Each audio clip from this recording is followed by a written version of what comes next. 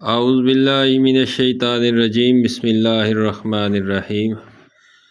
हकीमी हसन तुहाडी खिदमत च हाज़िर है। अज दमासा बूटी लैन आए हैं असी। साढ़े तो कुछ जिथे रैश है उत्थों कुछ फासले ते नहर दे किनारे पहचान कर लो दमासा बूटी। बारिश अजे नहीं हुई, बारिश तो बाद काफ़ी थोड़ी वड्डी हो जाती है, अजे छोटे पौधे ने।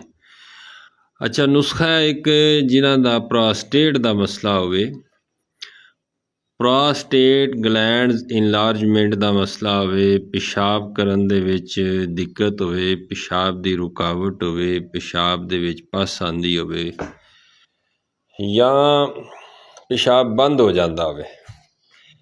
ए जनाब तुसी दमासा लैना है, इस दे नाल छात्रा उसकी एक वीडियो मैं अगे लाई है।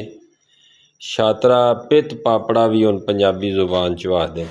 ये दोवें बूटियां ताज़ा लैके ते इन्हां नूं छावें सुका लैना है। बराबर वजन 50-50 ग्राम फर्ज करो तुसी लैंदे हो, 50-50 ग्राम लैके 1 किलो पानी च पा के पहलों 50-50 ग्राम लैके उन्हां दा पाउडर करना है। 1 किलो पानी पा के उन्होंने उस चूल्हे ते रख के उन्होंने गाढ़िया करना। गाढ़िया करके तो जिस टाइम वह कवाम बन जाए गोली बनाने के बराबर, उस दियां चने बराबर गोलियां बनानियां।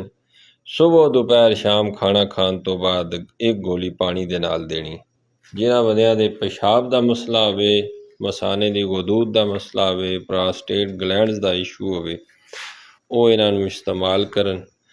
और इस बूटी के दीगर फवायद हैं, उस ते मैं एक अलग वीडियो बना दा। बहुत शुक्रिया। फी मान अल्लाह।